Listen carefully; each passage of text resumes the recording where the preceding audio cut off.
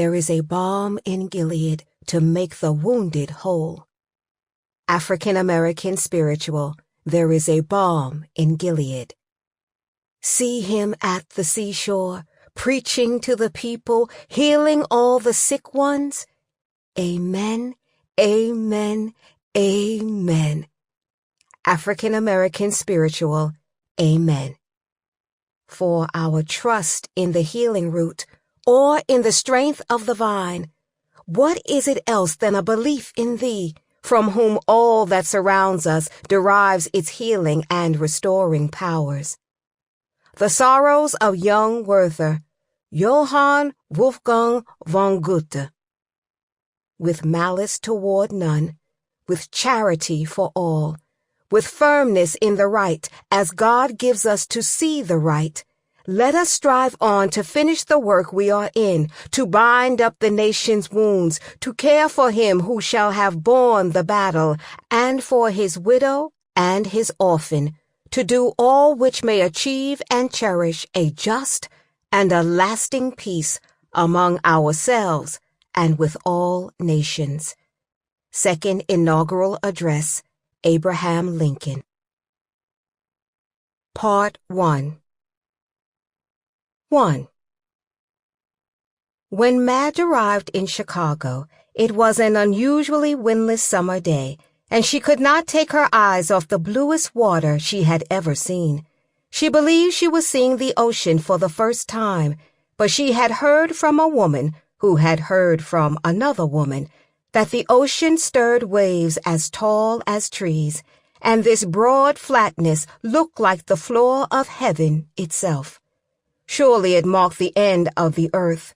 Nothing could exist beyond that line where the sky reached down to kiss a shimmering edge. She had only come from Tennessee, but she might as well have come from another country. It would take months to unpack this foreign land, months before she finally ventured out, walking through the retail district, a street along the lake, peering into plate glass windows. Men behind wooden carts hawking fruits and vegetables in pitched voices, hackneys, carriages, teams of horses flying madly by in all directions, leaving behind a cloud of dust so thick she could barely see. Signs advertising businesses whose names she could not read.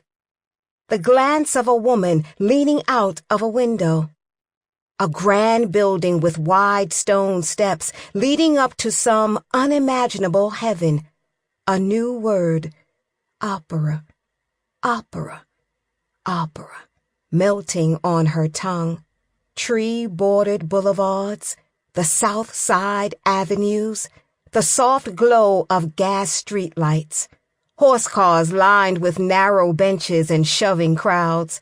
The bolts creaking so loudly she feared the animals would break free and leave the people in the contraption behind. 5 flags waving grandly from the top of a building, the crunch of grit between her teeth, dust rising through her nostrils. She covered her nose and mouth, and as she drew the folded square of cloth from her face, she saw the blood on it, and upon further hurried patting, understood that it came from her nose.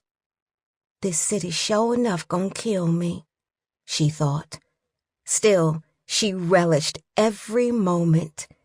And the water, so many boats and ships like nothing she had ever seen. A city's lines etched by roads and waterways, sweating Irish stevedores unloading lumber schooners, while colored men huddled nearby, watching for injury or exhaustion, or a skirmish loud enough to send the offenders home.